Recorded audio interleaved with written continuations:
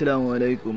Hello প্রিয় বন্ধুরা, আজকের ঢাকা যাওয়ার পথে যাত্রা বিরতিতে ডোমরাকান্দি মকসুদপুর গোপালগঞ্জের ভিতরে গোপালগঞ্জের কিছু পরিবেশের সাথে আপনাদের পরিচিতি করিয়ে দিচ্ছি।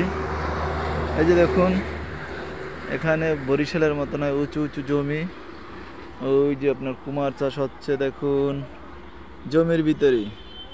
তারপর সরিষা চাষ আর অন্য অন্য ফসলাদি এখানে জমির ভিতরে হচ্ছে। আরও আপনাদেরকে দেখাচ্ছি,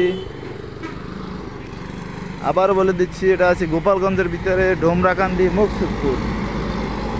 যাত্রা বিরতিতে দাঁড়ালাম ঢাকা যাওয়ার পথে। উপযুক্ত এলাকা দেখুন, এই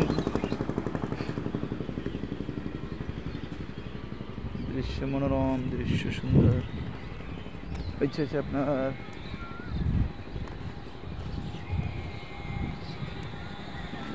যে এখানে জমির ভিতরে গম চাষ হচ্ছে। ঢাকা বিশ্ব রোডে আছে এখন।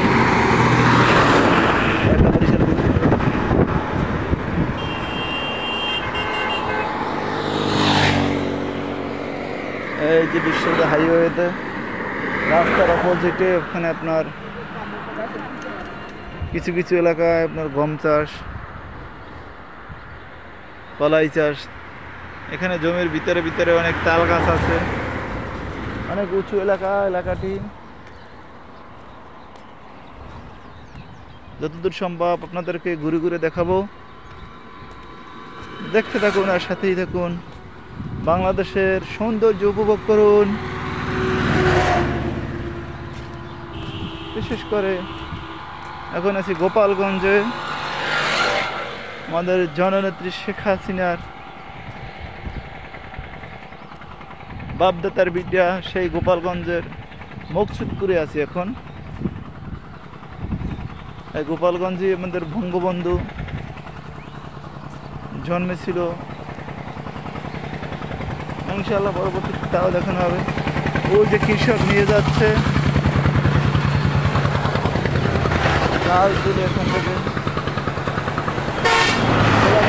সরিষা ফলে।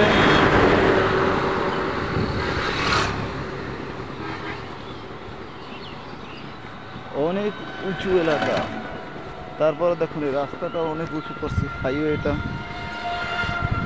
অনেক উঁচু করছে। যত বড় বন্যা পানি হইলেও রাস্তা যাতে ডুবে না যায়, এই জন্যই এখান থেকে দেখা যাচ্ছে ওই যে ওই ডাল তুলছে, ডাল সরিষা কৃষক তুলছে। এই সাকুরা পরিবহন আসছে হাইওয়েতে, দেখুন কি স্পিডে চালাচ্ছে এরা। যাব অপরিচিত,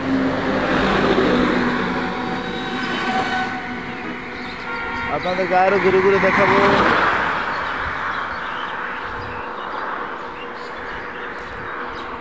এখানে গম চাষ হচ্ছে, এই যে গম ক্ষেত দেখা যাচ্ছে আপনাদেরকে। এখন আমি জুম করে দেখাচ্ছি গ্রামের এরিয়াগুলো।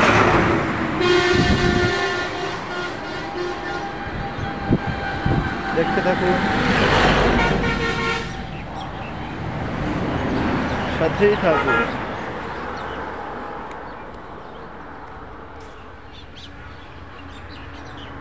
এই যে দেখেন বিশাল এলাকা জুড়ে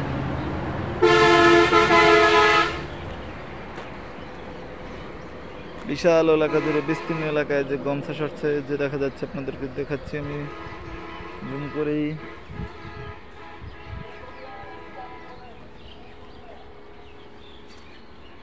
সবাই আমার চ্যানেলটি সাবস্ক্রাইব করে রাখবেন। ভবিষ্যতে বাংলাদেশের আরও দর্শনীয় স্থানসমূহ দেখানো হবে। ওই যে গম ক্ষেত দেখতে পাচ্ছেন।